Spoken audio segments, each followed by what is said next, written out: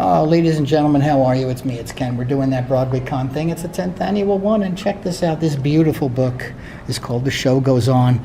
It's by author Ron Fassler. Broadway hirings, firings, and replacements, and all this great artwork by Jeff York. Well, we got a couple of minutes with Ron, and we're going to talk to him all about the book and say, hi, Ron, how are you? Welcome to BroadwayCon 10. Broadway fans. How are you? So tell me all about this book, please. So this book is The Show Goes On, Broadway hirings, firings, and replacements. How does an actor take over for another actor in a show? How do they replicate and still make the performance their own? How do they follow someone who won the Tony Award? How do they recreate it, but also stay within the guidelines so they don't upset all the remaining actors? What happens when an actor is flown to Boston to look at a show because they're going to fire that actor and you're going to take over in a few days?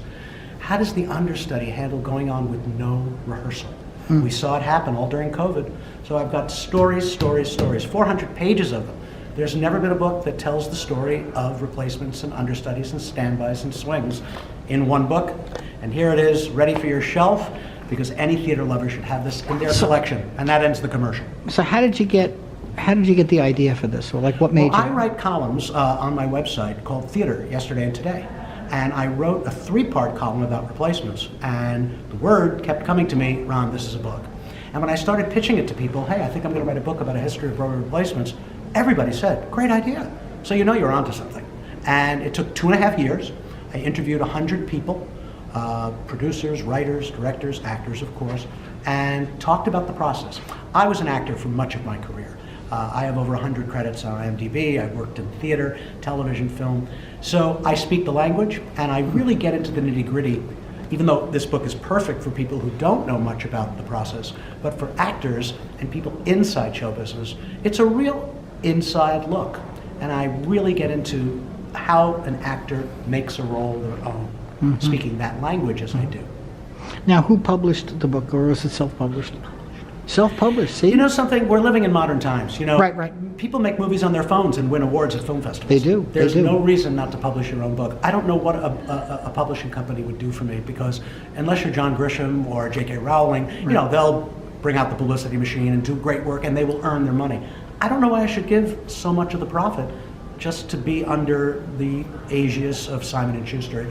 It's working beautifully. It's sold exclusively through my website. I'm not giving it to Amazon. So it's not available on Amazon? No, because they take too much money. I heard that they do. You know, hey, I worked hard on this book. I'd like to make a few bucks. And Jeff Bezos is plenty rich. Yeah, he is. Even though I decided not to do it on Amazon, since the turn of events, politically speaking, I had no idea I'd be making a political statement at the same time. Oh. So I'm happy about that too. And what does it cost for It's $32, and you just go to my website, ronfassler.org. We'll have that. Or just Google, Ron text. Fassler and The Show Goes On, and you'll find it, and you'll get the book in a few days. That's fantastic. You sign it for people if they want it signed? Absolutely. Excellent. How are you liking BroadwayCon? I don't think I've met you at BroadwayCon before. Yeah, I've been here in a few years. I was here to publicize my last book, which was which was called Up in the Cheap Seats, which is a personal memoir of the history of my going to the theater as a young boy. I went to the theater consistently for 4 years between the ages of 12 and 16. And I saw 200 Broadway shows at an average ticket price of $3.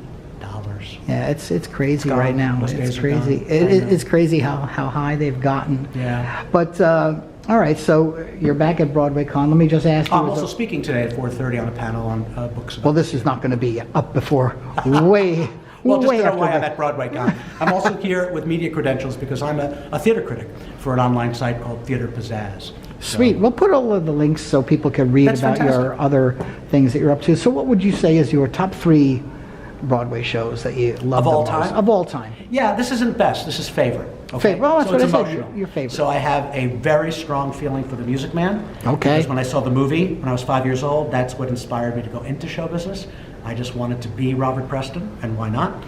I love The Music Man. People say it's corny. I think it is absolutely 100% on target. Touches the heart, makes you feel better when you leave the theater than when you walked in. What could be better than that? I adore 1776. I think it's the best book for a musical ever written. It could stand on its own without songs, and I think the songs are great. And it's a show that you walk into the theater, there's the sign that has a calendar.